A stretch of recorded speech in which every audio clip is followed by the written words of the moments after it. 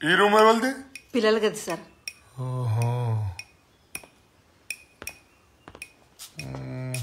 Gas ఉన్నది, bowl ఉన్నది, అంటే ఇది కిచెన్.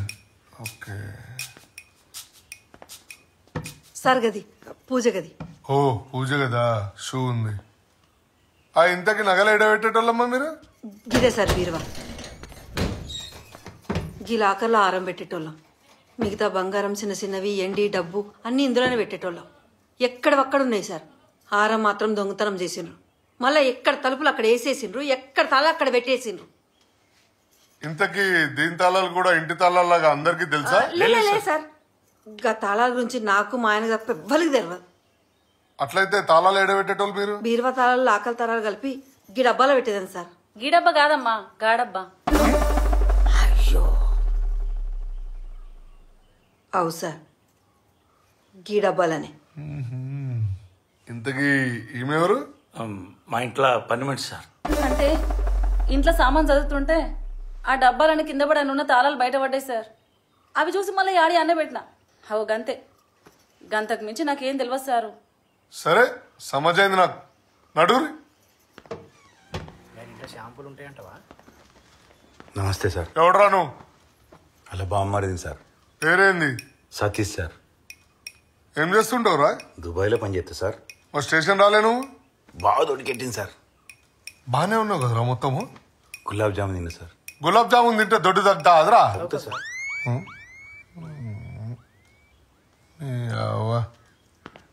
నువ్వెవడరా? ఆయన తమ్ముని సార్.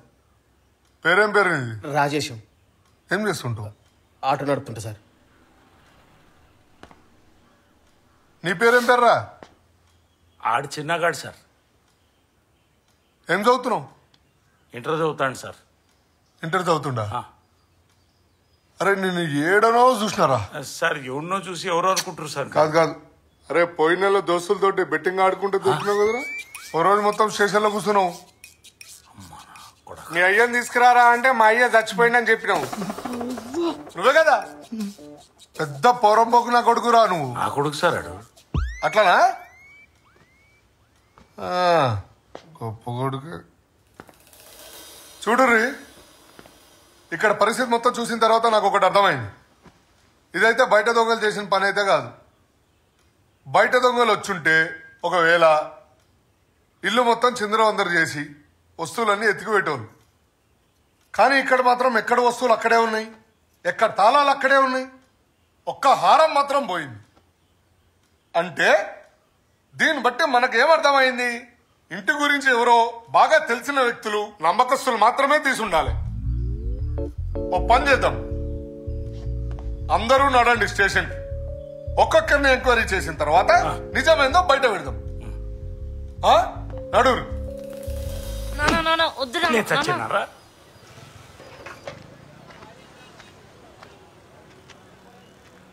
నువ్వు వచ్చినావేంద్రా? పొద్దుట్లుండా షట్టర్ తీయాలి. ఫోన్ చేస్తేనేమో ఎత్తలేడు. ఇక తాళాల కోసం మన ఇంటికి పోతే ముసలి గిట్ల గిట్ల సంగతి అని చెప్పింది. మరి ఏమైందా అని చూసి వదామని వచ్చిన. లోపల గింతసేపు ఏం చేస్తురంటవరా? అన్నీ అడుగుతారు కదరా. కాతేంది, కార్ఖానం ఏంది, ఎవరెవరు వచ్చేటోళ్ళు, ఎవరి మీద అనుమానం ఉంది అన్నీ అడుగుతారు. ఇక అట్లా కాదు, 10 రోజులు ఇంటి తాళాలు లేడా పడతాడు, పడేస్తాడా అని. ఏ మనిషో ఏమో. నిజమేరా. అరే నువ్వేమనుకున్నా సరేరా, మీ అన్న పెద్ద వేస్ట్ గారా.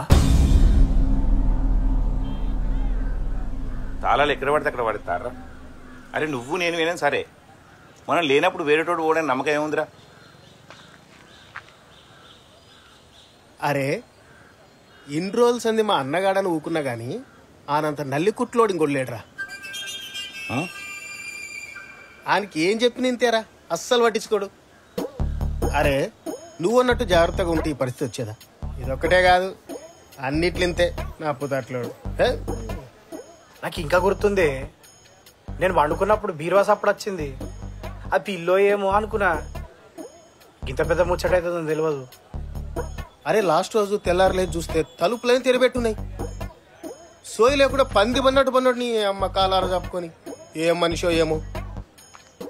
పండేటప్పుడు తలుపులు కూడా మూసుకునే సోయలేదారా ఈయన బీత్రి ముఖంలో సేపు. అవు అరే అత్తండ్రా రేయ్ నేను ఎస్ఐ సార్ పిలుస్తుడు పో. సరే పోయేత్తా. అవును కానీ మొన్నటిదాకా మీ తమ్ముడు అప్పు పైసలు కట్టాలని బాగా తనలాడింది కదనే, ఇంతకు ఎట్లా కట్టిండే? బావా నేను ఇట్లా అంటున్నాను తప్పుగా అనుకోకు. ఆ బంగారం మీ తమ్ముడే తీసుంటాడు అనిపిస్తుంది బావా. రేయ్ ఏం మాట్లాడుతున్నావురా?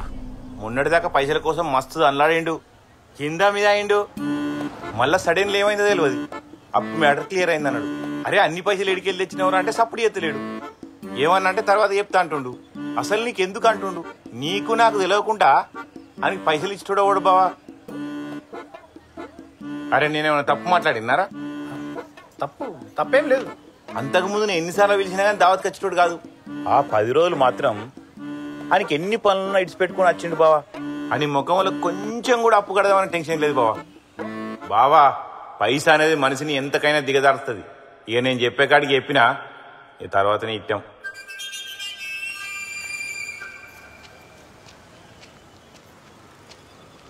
అరే ఎస్ఐ సార్ అమ్మంటు నువ్వు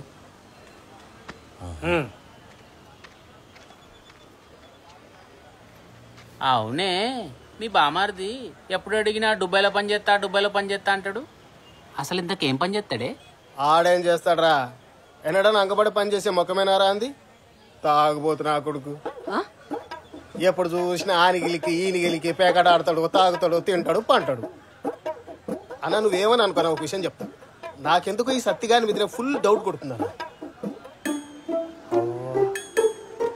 వాడు దుబాయ్లో పని చేస్తున్నా అంటాడు గాని వాడు ఏం పని చేస్తాడు, ఎంత సంపాదిస్తాడో చెప్పాడు గాని ఈడికి వచ్చినాక మాత్రం ఫుల్ ఆఫీసర్ లెక్క ఫుల్ బిల్డప్ కొట్టుకుంటా ఈ అమ్మ ఇష్టం వచ్చినట్టు పైసలు ఖర్చు పెడతాడన్నా. అరే అంతెందుకు మొన్న 10 రోజులు తిని తాగినాం కదా, మమ్మల్ని ఒక్క పైసా కూడా ఖర్చు పెట్టనీయకుండా పుట్నాలు పుట్టినట్టు మొత్తం వాడే ఖర్చు పెట్టిండన్నా. అవును, నన్ను కూడా ఒక రూపాయి పెట్టనీయలేదు. అరే నా అవసరానికి పైసలు అడిగితే రూపాయలు లేదన్నాడన్నా. ఏంది అంటే నాకీ లేదని కాదు చెప్తానా అన్నా. పైసా విలువ తెలిసినోడు, కష్టపడి సంపాదించినోడు ఎవ్వడి ఇట్లా ఖర్చు పెట్టాడన్నా. ఖచ్చితంగా అది ఇన్ పని అన్నా. అరే సీను ఎస్ఐ సార్ రమ్మంటుండు.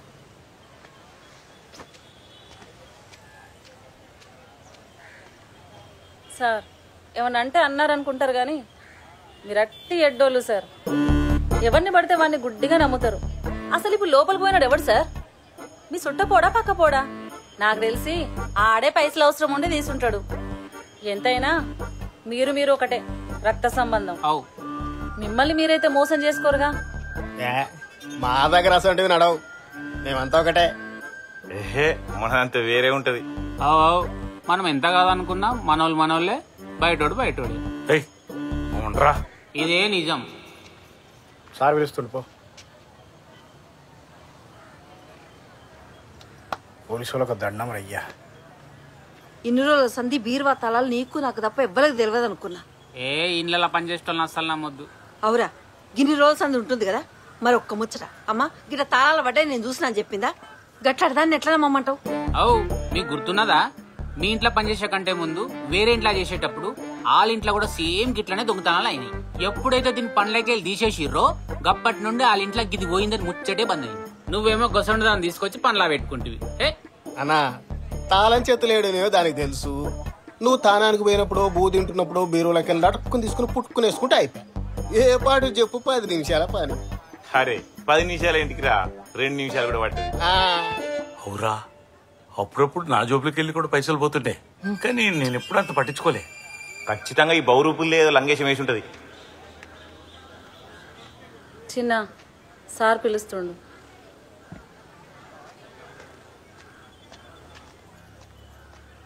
చిన్నపిల్లోడు.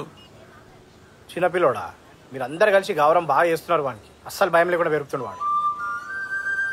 అన్న వాడికి ఇంతంత లేడు, వానికి అంత పెద్ద బండి, ఐఫోను, సోకులా అన్న. ముందు వాడు అడిగినా నీ ఒనిచ్చి బంద్ చేయి. మరీ అధ్వానం తయారవుతున్నాడు. మొన్న మధ్యలో బండి ఎదురని అడిగితే సర్వీసింగ్కి ఇచ్చినా అన్నాడు. ఎవడన్నా బండి సర్వీసింగ్కి ఇస్తే 2 రోజులు 3 రోజులు ఉంచుకుంటాడు కానీ 20 రోజులు ఉంచుకుంటాడా బావా? నాకు తెలిసి వాడు బెట్టింగ్ లేనో బండి కుదబెట్టుంటాడు. దాన్ని ఇడిపియనీకే ఈ లంగేషం వేసి ఉంటాడు. ఎస్ఐ సారే అని గురించి గంతగానం చెప్పిండంటే ఇక చూసినావా కథలాని ఎట్లున్నాయో. మామ నీకు అర్థమైతే లేదు కూరగాయలు ఎట్లా తయారవుతుర్రో. చిల్లర చిల్లర పనులు చేస్తారు బెట్టింగ్ పేర్ల మీద, దేనికైనా తెగిస్తారు తెలుసా. ఇవాళ రేపు పోరగాళ్ళని అస్సలు నమ్మొద్దు. నాన్నోయ్ అందరిని ఎస్ఐ సార్ రమ్మంటాండు.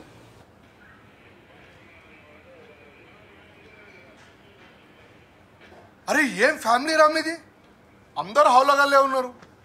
అరే మీ ఇంట్లో ఒక్కొక్కరికి ఒక్కొక్క చరిత్ర ఉందిరా. అరే నా ఇన్నేళ్ల సర్వీస్లో ఎన్నో చిల్లర కేసులు చూసినారా భయ్, మరి ఇంత అధ్వానమైన కేసు మాత్రం చూడలేరా భయ్ నేను. కానీ మిమ్మల్ని అందరినీ ఎంక్వైరీ చేసిన తర్వాత నాకు ఒక్కటి మాత్రం క్లారిటీ వచ్చిందిరా, మీ దాంట్లోనే ఎవరో దొంగన్నారా.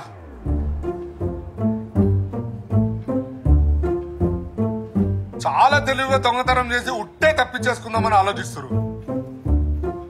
చూడు పెద్ద మనిషి, సార్ మంచిగా ఆలోచించి నువ్వైతే కేసు ఫైల్ చేయి.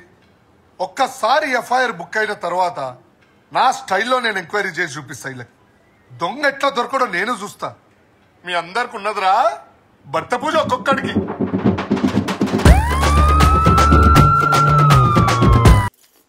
ఒక్క 10 రోజులు పెళ్ళాం ఊరికి పోతే తాగి తందనాలాడి కొంపంతా నాశనం చేసిండ్రు. పోయేటప్పుడు 1కి 100 సార్లు చెప్పిన ఇల్లు పైలం జర జాగ్రత్తగా ఉండు అని. రామ రామ రామ చెప్పి నా నోరు ఖరాబ్ అయింది కానీ ఈ మనిషికి ఇంత కూడా లేదు. నీ తాగుడు కగ్గి తగల. అమ్మా ఏదో మాడిపోతుందే. అయ్యో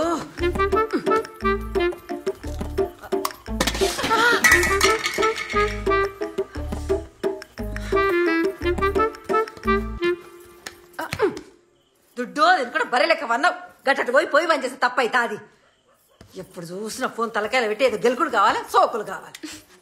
నద్దు గాని నా బిడ్డ సంటి బిడ్డ ఎప్పటికి పుట్టద్దు.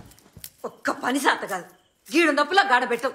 ఇగో ఇట్లా తయారైతామని తెలిస్తే గప్పుడే నోట్లో మందు బస్ సంపుతుంటి. అయ్యంతే పోరగాలంతే.